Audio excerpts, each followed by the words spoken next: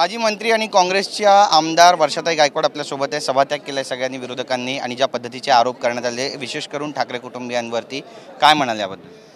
असं आहे की स्वतःची जबाबदारी न स्वीकारता इतरांवर आरोप करण्यापेक्षा आपण सुद्धा त्या मंत्रिमंडळामध्ये होतो। हे मी माननीय मुख्यमंत्री महोदयांना सांगितले की आपण सुद्धा आमच्याबरोबर मंत्रिमंडळात होता।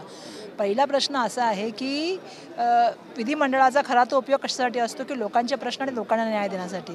तर त्यामुळे मला कुठेतरी असं वाटलं की आज एक वेगळ्या तऱ्हेने टीका करायला खूप सारे प्लॅटफॉर्म आहेत आणि सातत्याने टीका करण्यापेक्षा आता जी लोक ज्यांच्या काळात आयुक्तांच्या काळात हे कार्य झाला सगळा जो भ्रष्टाचार, अजून ते आता खुर्चीवरती आहेत। उपायुक्त जे आहेत त्याच्या ठिकाणचे असलेले AMC ते का त्या खुर्चीवरती आहेत, तर पहिले त्यांच्यावर पण कारवाई केली पाहिजे। नक्कीच, पण ज्या पद्धतीनं मुख्यमंत्र्यांनी आज भाषेचा वापर केला, थेट आदित्य ठाकरे उद्धव ठाकरे यांना टार्गेट करण्यात आलं, त्या ठिकाणी बरेच आरोप, कोरोना काळामध्ये घोटाळा झाला, मागच्या सरकारवर देखील मोठे आरोप केले। नाही, कुठेतरी मला असं वाटलं त्यांच्या बोलण्यातून ते दम देत आहेत का किंवा त्यांचं बोलण्याचं मागचं कारण काय? कारण असं आहे की त्या वेळी ते जे आहे ते नगरविकास मंत्री होते आणि त्यांनी ज्यांचा सगळ्यांचा उल्लेख केला, मी त्यांना तेच सांगितलं की तो भ्रष्टाचाराची पण चौकशी करा, पण त्याचबरोबर अडाणींच्या भ्रष्टाचाराची चौकशी करा।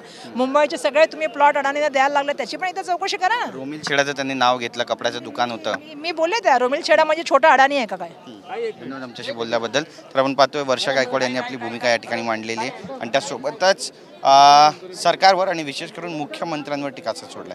कॅमेरा पर्सन प्रेम मात्रेसह गिरीश गायकवाड, TV9 मराठी, नागपूर।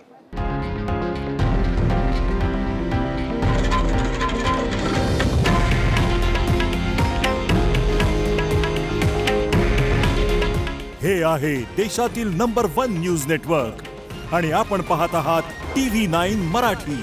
काळजी तुमची, हित महाराष्ट्राचं।